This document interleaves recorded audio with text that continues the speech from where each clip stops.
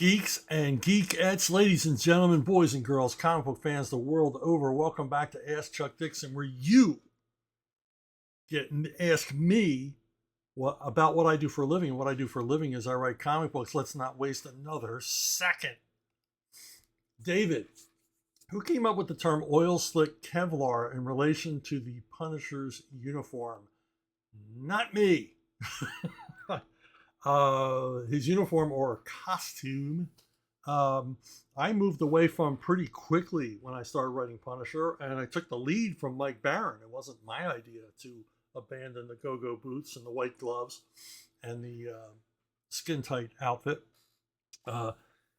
It just didn't seem to fit Frank Castle's blue-collar sensibilities. This is a Brooklyn boy, Italian boy. He wasn't going to wear one of those fancy schmancy spandex outfits. Come on, let's get real. He had better things to spend his money on, like ammo. So I took Mike Baron's lead because Mike basically dressed him down in what would pass for street clothes with the Punisher logo on it. If the Punisher logo was on a tank top or a leather jacket or a t-shirt or whatever, hey, that was cool. That was good enough for Mike, good enough for me, made sense for the character. So I don't know who came up with oil slick Kevlar. I think it's a little fetishistic, if you ask me. A little weird to have your character running around in what would appear to be a rubber suit. Twin spin. David's back with, I was thinking the other day how awesome and clever my ideas for various comic book creators would be. It then occurred to me that maybe they were only awesome ideas to me, that others may hate my takes.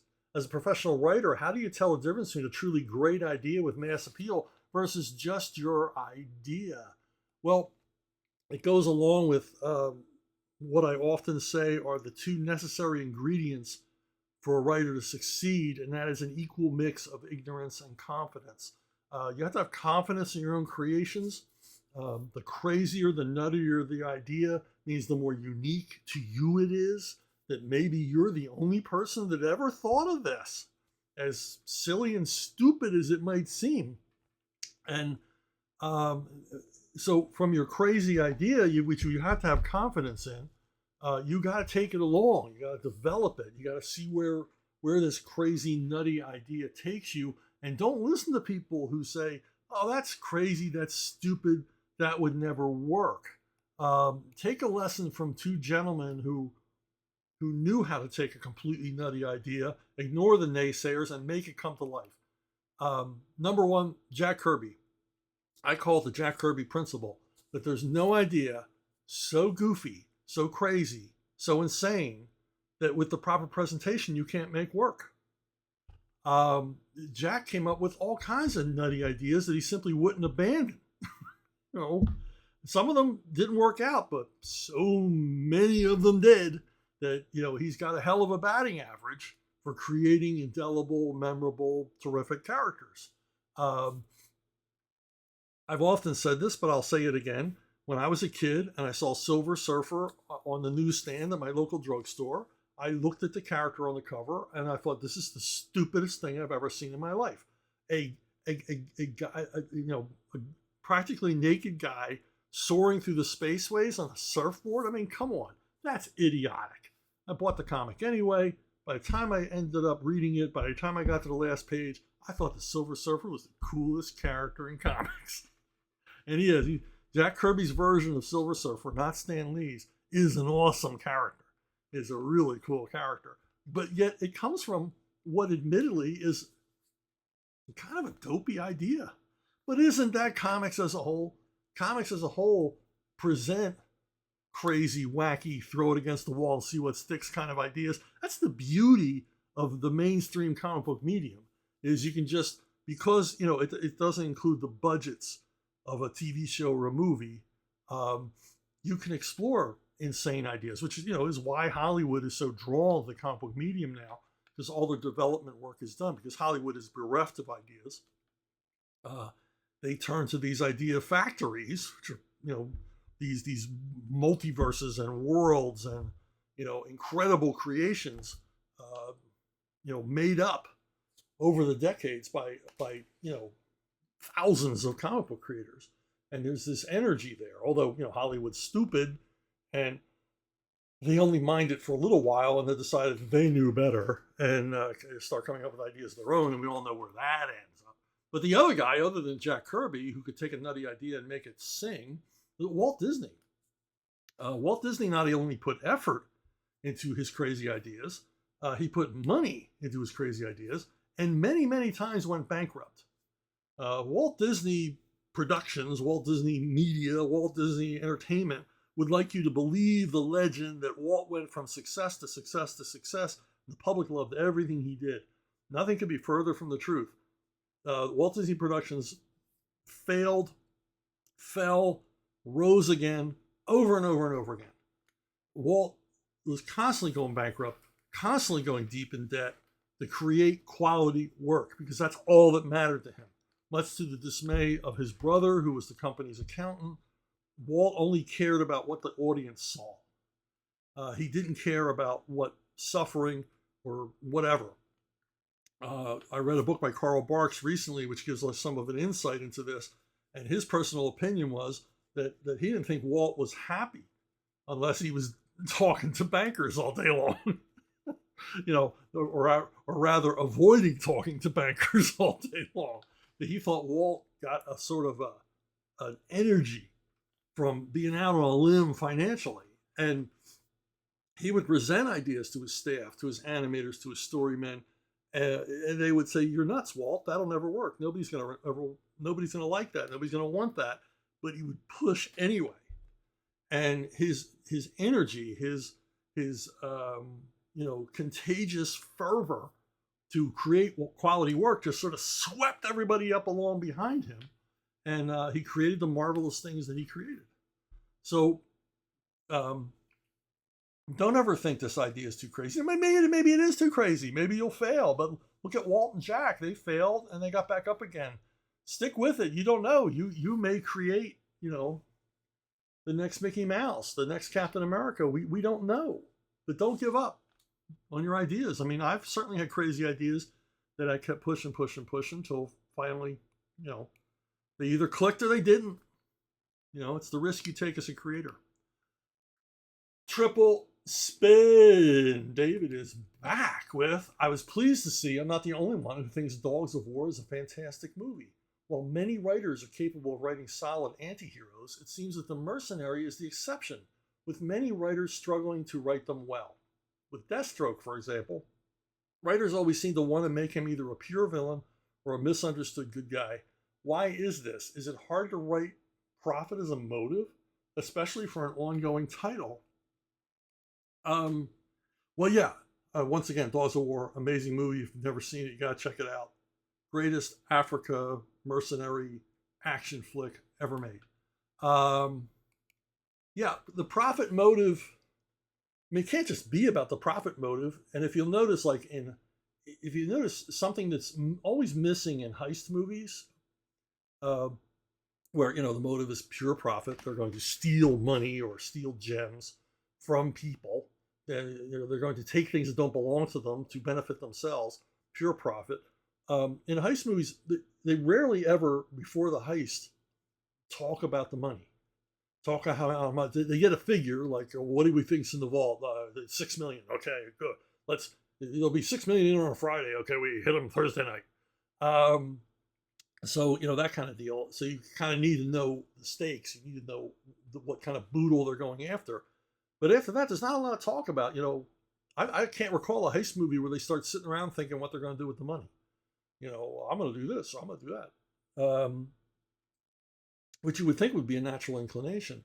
And the reason for that is they don't want you thinking as an audience as these guys sheerly driven by greed and sheerly driven by a financial outcome.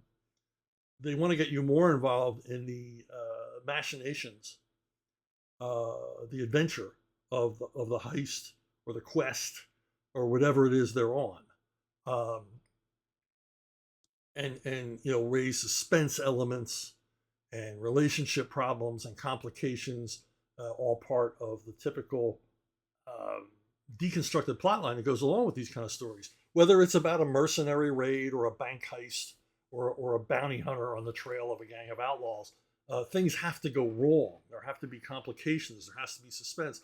And it all kind of takes you away from why the guy's doing it and pretty much putting you in his boots is, that you want him to succeed because, even in movies where the people are after loot that doesn't belong to them, where they are breaking the law, where normally in real life we would hope the police would show up and stop them. The filmmaker, by ignoring the more venal aspects of the crime, in other words, how much money am I going to get? And do I care about the victims? Not a whit. Instead, that puts us in their place. That makes them relatable. We don't want them to get caught. We don't want them to, fall afoul of the law. We're sort of rooting for them, even though, hey, I don't want anybody robbing my bank. I don't want my house burglarized. Whatever. I don't want my favorite African dictatorship overthrown.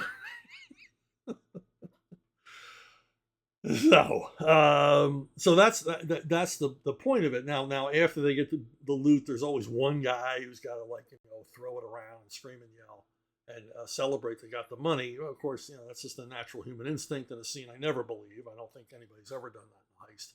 Just sort of throw all the money around because they never show you the scene afterwards where they have to clean it all up.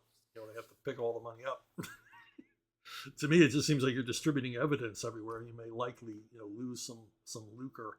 But anti-heroes in general are a challenge to write because you're writing what should be an unlikable character, and you're putting him in a place where, in real life you would not be rooting for him, you would not be behind him because of his, odious personality or his questionable motives or whatever. So, anti-heroes are tough to write, but as a creator, you simply have to believe in them. You have to put yourself in their shoes. You have to want them, as a creator, to succeed in whatever nefarious or questionable activity they're involved in. And then if you invest yourself, you can pretty much assure yourself that the reader, viewer, whatever, will invest themselves as well. If you believe in their mission, your reader, your audience will come along for the ride. So there you go. But you can't, but you got to show all the conflicts. Tony Soprano, Popeye Doyle, the man with no name. These are people with conflicts, and because they have conflicts, we're never quite sure how they're going to react to any given situation, which is what makes anti-heroes fascinating as opposed to heroes. And heroes are cool. I love heroes. But anti-heroes are more fascinating and more engaging because they'll surprise us. Whereas a hero, we pretty much know he's always going to do the right thing. Even if he's conflicted for a moment, he's eventually going to get around doing the right thing. Joshua Ignatowski, do you read any digital comics? As for me, personally, I can read them if they're what's available, but I prefer the feeling of having a good physical comic book to read. I can't do it. Even when there's comics that are now translated into English that I've never been able to read, that I would really like to read, I still can't read them digitally. I want to hold that book in my hands. I'm old school. This digital comics, digital books, digital everything is a generational thing. And I still buy CDs. I'm all about physical media. I can't let go. And it's a generational thing. I understand lots of people are, obviously, and I rely on this as a writer. Lots of people are using the digital media for reading whatever, music, all the rest of it. I'm not telling you anything you don't know. Just reviewing, class. But even when they talk about having a tablet that would be the size of a comic book, so you wouldn't lose anything in reduction, I still have no interest. And also I find, and I don't know if this is the case with everybody, that if I read a book on my Kindle, like a regular prose book, I read it very quickly. I read it faster than I would a book actual pages to turn, but I don't retain as much of it. I don't remember as much of what I just read as I do if I'm holding a physical book. And I think there really is, and my wife, who homeschooled our children and became quite the expert in teaching reluctant readers to read, her research told her that the tactile is very important for some reason, for whatever reason, in retaining what we read and learning how to read and being adept at reading. For some reason, that sense of touch plays a part, and it's undeniable. It's undeniable. Our youngest child, I know I'm off on a tangent, but it's my show. Leave me alone. You can always go listen to something else. There's plenty of guys out there bitching about the Acolyte. You can listen to them. Anyway, my wife was trying to teach our youngest to read, and I just give up. He's never going to read. He's going to die illiterate. And even if you teach him to read, he's going to hate reading, because that was my experience in elementary school. I loved to read, but a lot of my friends didn't. And they eventually learned to read, but they never liked to read. And if they didn't have to read for school, they read nothing. And I thought, well, that at the best, that's what my youngest is going to end up. He's going to end up as literate, functionally literate, but hates reading. Well, my wife wouldn't give up. She did a lot of reading on it and a lot of thinking. And she bought this bag of plastic magnetic letters, just plastic. You've seen them, colorful, all the primary colors. And they were magnetic, and she could stick them to this metal board. And she taught him to read using those magnetic letters because he could touch them. He could assemble the words himself, which is not surprising because he is mechanically astute. He can fix anything. He thinks three-dimensionally. His mind just works that way. And so he learned to read by touching the letters. And the most amazing part is not only did he learn to read, and he's highly literate, but he likes to read. So the experience of all the torturous experience of trying to get him to read paid off big time due to my wife's hard work in the area, because he likes to read. He reads all the time. He's got a room full of books. And so there you have it. I know I went around the block about 6 times, but that's why I don't care for digital. I think it's the tactical. I got to be holding something in my hands. Twin spin from Joshua Ignatowski, and he's back with comic books and plenty of other areas of fiction as well nowadays. Have plenty of scenes where we see a character learning how to use or discovering the existence of superpowers he has. Among all those scenes across fiction, which one do you especially like and why? I still vividly recall the Spider-Man origin where Peter discovers the powers that he has. I thought it was really well done. It was really an adept presentation of how he learns that he has these powers. We've all read the origin story, or I'm sure most of you have, where Peter's walking home thinking about whatever, his problems, dwelling on his own inadequacies. And he almost gets hit by a car, and he leaps up onto the wall of a building and sticks. First of all, he leaps like 20 feet in the air with no effort, and then just sticks to the wall. And this is when he begins to discover that maybe that visit to the Science Museum and that bite from the radioactive spider had some sort of a weird effect on him. And he begins to explore what he can and cannot do. And I think that's, for my money, one of the best, most natural, most organic presentations, the one most indelible. My favorite is Greatest American Hero. Ralph Hinckley, school teacher. This is a TV show from the 80s, for those of you too young to remember. It was on what we called a television network, and you had to wait each week to see it. You had no control over when you watched Greatest American Hero.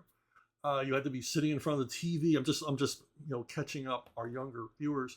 You had to actually be home and turn on the TV at the right time and be sitting in front of the TV, and they would show you this program that you possibly would never see again. So anyway, Greatest American Hero, Ralph Hinckley, he's a high school teacher who finds this suit left by a flying saucer, and he puts it on and discovers it gives him powers. But through the run of the series, it was, I don't know, it was on 3 seasons. Through the run of the series, he loses the manual. There's a manual that goes with the costume, and he has no idea what powers he has. And the powers he does have, he's never very adept at. He's terrible at flying, and he has super strength. And he discovers after a while that he can shrink, he can become invisible, all these other things. But he never ever really learns the full range of the powers that he has. And he had like an ongoing origin, which I really thought was a clever idea. I mean, why does a superhero one day reach a status quo where he knows everything about what he can do, and then proceeds from there? Isn't it more interesting if he has this well of undiscovered talents that he has to uncover as called upon? And all of this is a big influence on My Sister Suprema, the comic by myself and Anthony Gonzalez Clark, in which a teenage girl accidentally gets superhero powers from an experiment that her little brother performs in his bedroom. And she knows she can fly, she knows she's super strong, but as the series goes on, she discovers powers that she has, some of which are quite unpleasant. She finds that using super sight makes her nauseous, things like that. So very, very, very much influence, homage to Greatest American Hero.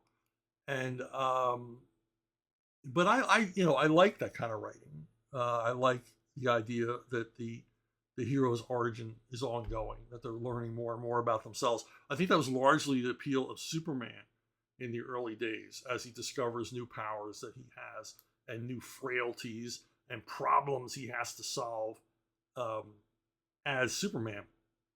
His Superman powers grow to such a point where there are these imponderables, these questions to ask. How does he cut his hair?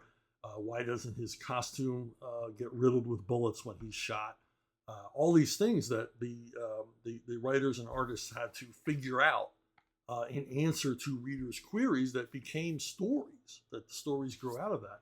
So really, Superman's origin was largely through the 50s transformed into an ongoing origin where we learn more and more about him. Hey, have you subscribed? Please subscribe, growing this channel. I took away the ads. There's no ads here. You're not going to learn about some movie you're never going to see, or some way to enlarge a body part that you feel is deficient, or why you shouldn't eat bananas. You're never going to see those ads again here, because, damn it, YouTube wasn't paying me enough money to inconvenience you with that crap. So subscribe. Do me a favor. In exchange for having to watch no ads, subscribe. Even better yet, tell your friends about it. Get them to subscribe if you've already subscribed. And if you have already subscribed, a big old Chuck Dixon thank you to you. And I'll buy you a cookie someday. Ace Mowick. I was recently watching a video about developing comic book scripts, and the uploader mentioned how there was no standard format in the industry because it varies from publisher to publisher. It makes sense when comparing the classic DC style with the Marvel method. But do you think there should be a standard format for the bigger publishers today, at least, and leave the indie comic market alone to allow creative teams to work however they feel is best? What do you think would be the pros and cons if there was a standard format? Well, they try to make a standard format. I've seen several attempts. I don't like any of them. And there is no standard format. I mean, it's basically you're either working Marvel method, which is you're writing a treatment or a plot, or you're working the way DC largely works, I imagine, to this day, where you're writing a panel-by-panel breakdown with dialogue and sound effects and everything else, page-by-page, panel-by-panel. And the format I use, which quite frankly, I don't know why everyone doesn't use, was a format given to me by Bob Kanigher. I was visiting the DC offices, and I had no idea how comics are written. I had never seen a comic book script. I told this to Mr. Kanigher, and he gave me a script. And I looked at it, and I thought, wow, this is simple. This breaks it down pretty good. And if you're looking at this, if you can see this, you can see page 3, panel 1. There's the description of what has to happen in the panel. The dialogue is indented below it and is all in caps because it's going to be lettered all in caps. It's something you have to think about when you're writing. If you write upper and lower case, you're asking for trouble because there might be something in upper and lower case which does not present the same in all caps. One thing I point to is Scottish and Irish names, which generally have a small AC or C in them, small lowercase. And if you don't do all caps, you aren't going to be able to indicate that to the letterer.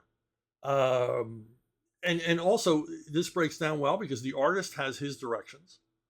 He has the dialogue there to inform him. He's right there to inform him what the drama of the sequence is, what facial expressions, what his quote unquote actors in the panel, how they should be reacting. And then it also separates the lettering for the letterer. The letterer can look right down the page and see what lettering goes in each panel. He doesn't have to read the descriptions or any of the rest of it. He just has to be familiar with the characters who are denoted and what the dialogue or captions required are. And to me, it's like so easy to read. And yet I've seen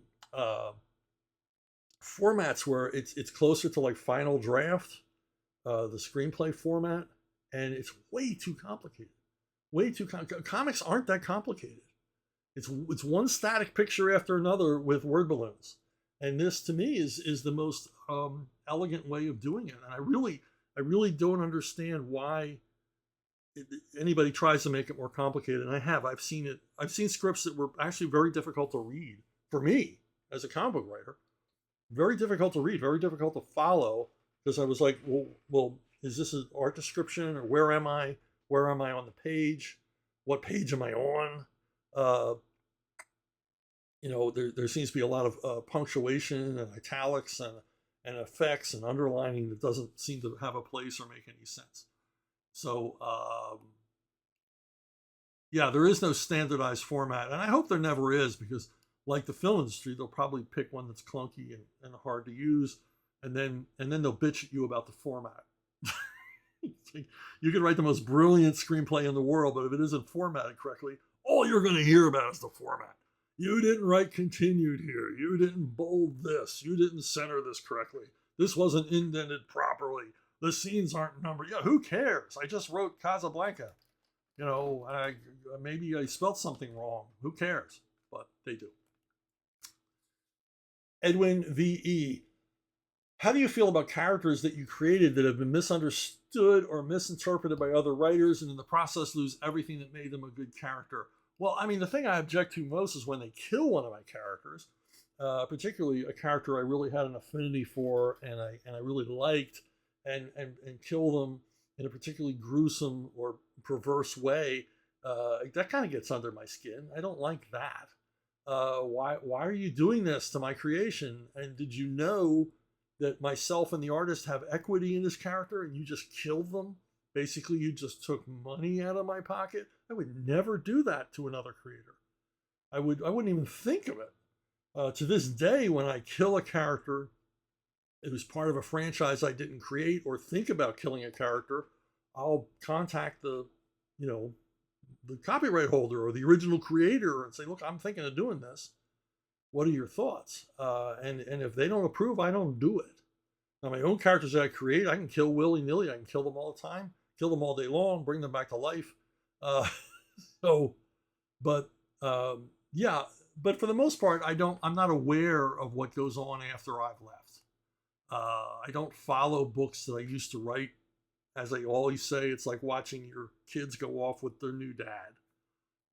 You're at McDonald's watching that station wagon drive away with your kids with some stranger. And why would I do that? Why would I put myself through that?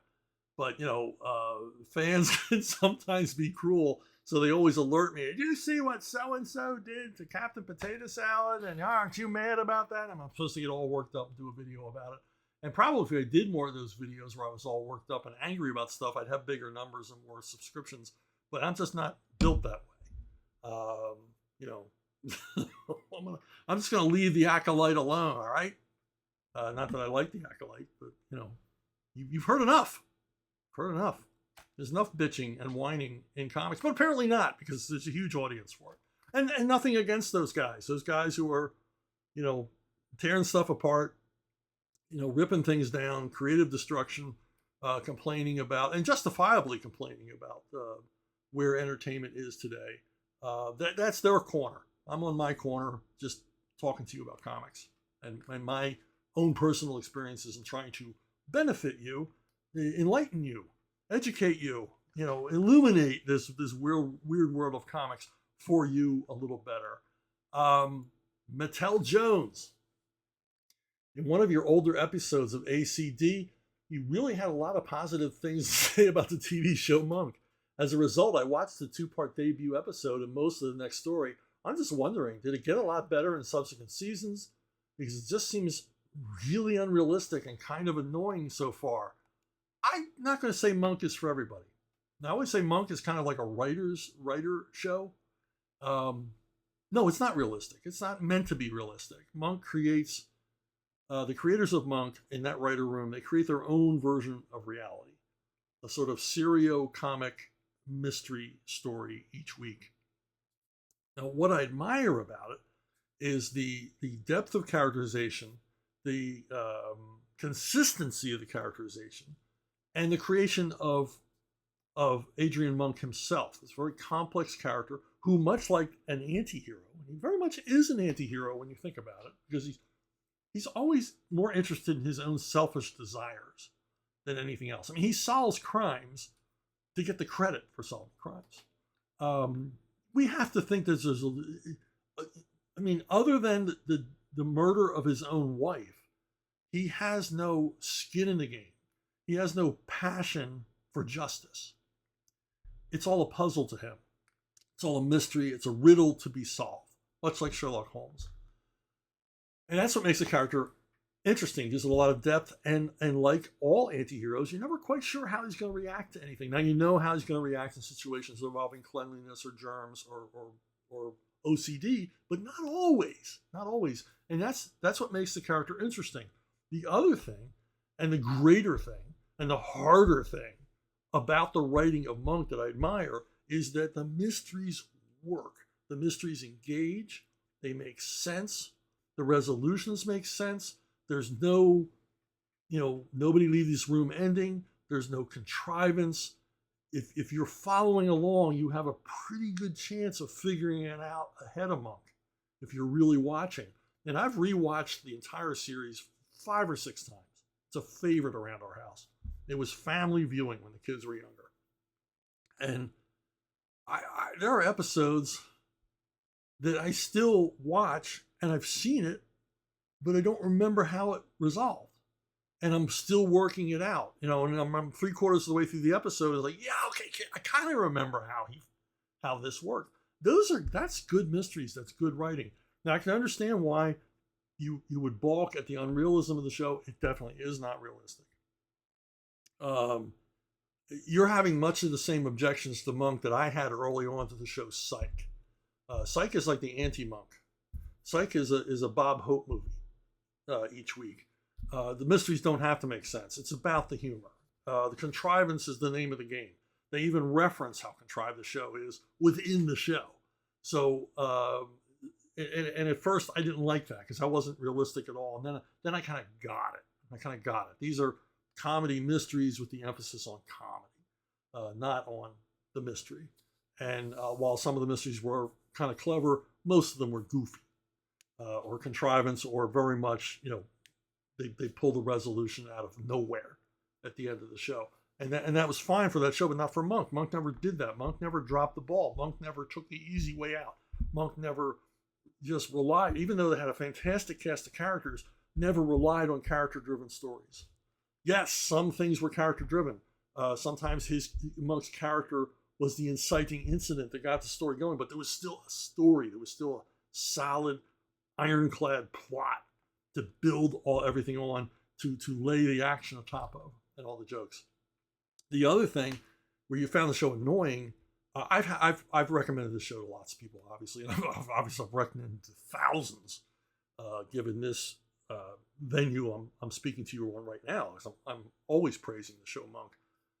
But I do have friends that I recommended it to that I thought would like it, and I should have known better, because their personalities were the type that would find Monk extremely annoying. They would find the show more aggravating than entertaining. So I feel your pain. I understand. I have a very good friend who I thought would enjoy the show, and I didn't really think, because he's OCD himself, and why would he be entertained by he was basically aggravated, not with Monk, but by the same things Monk was aggravated with. So anyway, there you go.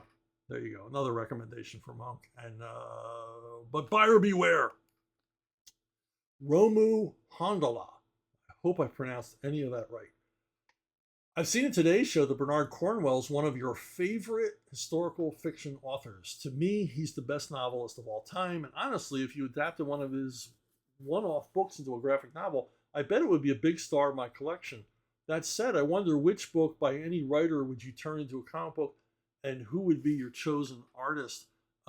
Actually, I did write some sample pages of a Sharp. I took one of the Sharp novels and wrote some sample pages for a potential graphic novel and sent it off to Bernard Cornwell's people, thinking that perhaps he'd be interested in graphic novel adaptation. And at the time, I could have gotten the money to do it. And I did a whole pitch with artwork by Esteve Pauls, who would do the homework and make it look in period, make the book look right. And heard nothing back. Made several attempts, several runs at him, and just never heard anything back. Hold on. Now, Ramu Hondola says, can indie comics save the West industry by themselves? I think you mean the Western comic book industry, not as it exists, not as it stands. And I think you mean the American comic book industry, because as far as I can tell, the European comic industry is still doing pretty good. UK and the continent seem to be pumping out stuff regularly to a waiting audience. Maybe sales are down a little bit.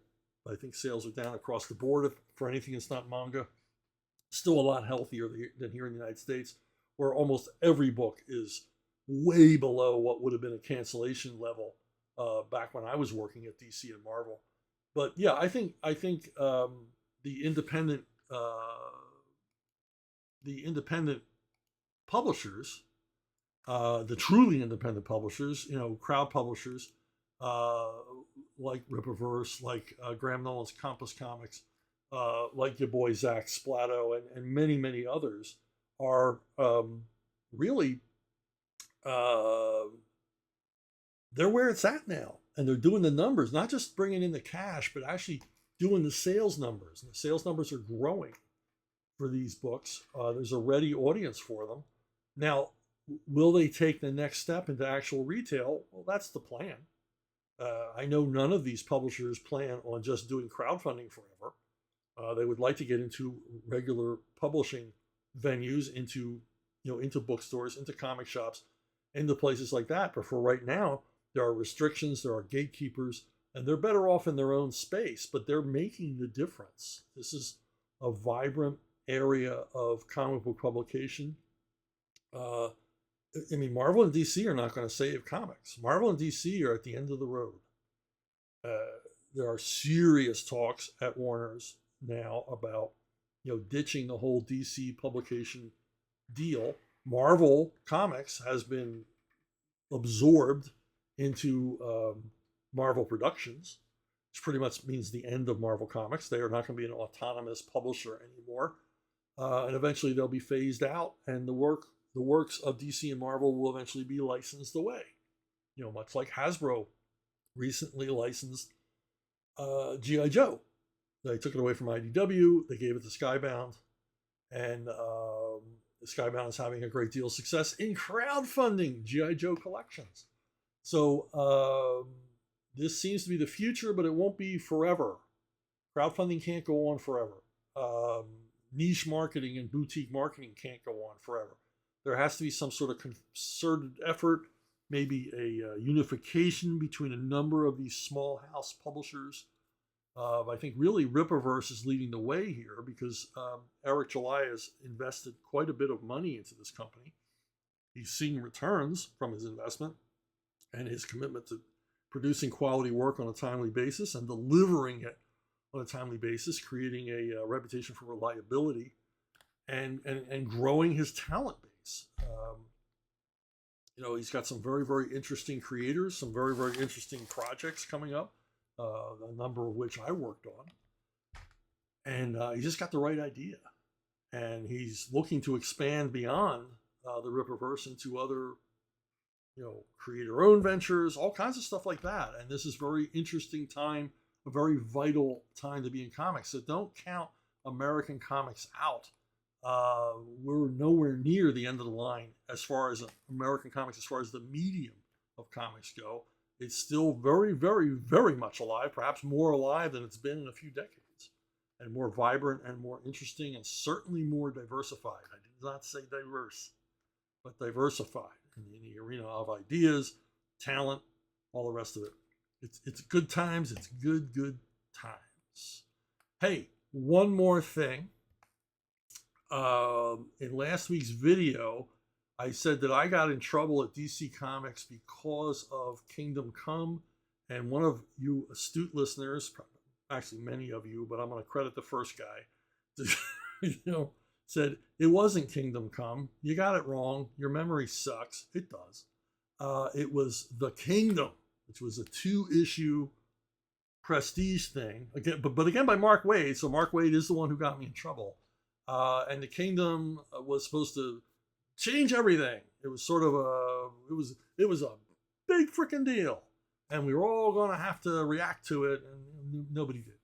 And it was a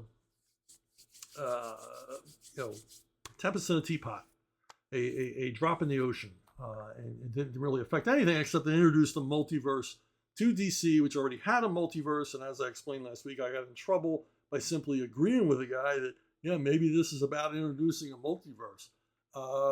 Big surprise for a company that for decades had already had Earth 1 and Earth 2 and Earth, X99 and all the rest of it. There already were parallel universes, and somehow I got blamed for exposing that to the public. But anyway, yes, it was The Kingdom, and I'm still going to blame Mark Waid. So hey, let me push something at you. You may not have seen these, but Archaven has 2 beautiful, oversized hardcovers out with work by me. This is Midnight's War, Volume 1. It's a really, really nice hardcover with a laminated blah, blah, blah. And, like I said, oversized. This is bigger than a normal comic book. Beautiful coloring, beautiful artwork by Adamir Leal, and it is co-written by myself and Vox Day. Vox created this world of a universe in which vampires are the rulers of the earth, the alpha dogs on our planet, and they were calling the shots. And Vox wrote the largely geopolitical aspects of the story, while I wrote about a police detective, Kyle Buckner. And then the stories kind of come together in a collision course style. But beautiful volume, gorgeous artwork by Mr. Leal, and it is available now through Archaven directly, or you can get it at Amazon. And there's another one, All Hero Q, created by Vox Day and me, but this one is entirely scripted by me. Features Roland Dane, a kind of blue collar James Bond, American version of James Bond. He's a treasury agent who uncovers a globe-spanning conspiracy which takes him to Ukraine, and kind of prescient of me that I was looking forward to the upcoming and currently occurring conflict between Russia and Ukraine, and quite possibly Roland Dane could have been one of the things that caused that to happen. At least in the Old Hero universe, he did. And this, again, is available from Amazon and through Archaven. Nice big, chunky hardcover. Beautiful laminated cover. So there you go. There you have it. I want to thank you for watching. I want to thank you for listening. And I'll see you all down the road.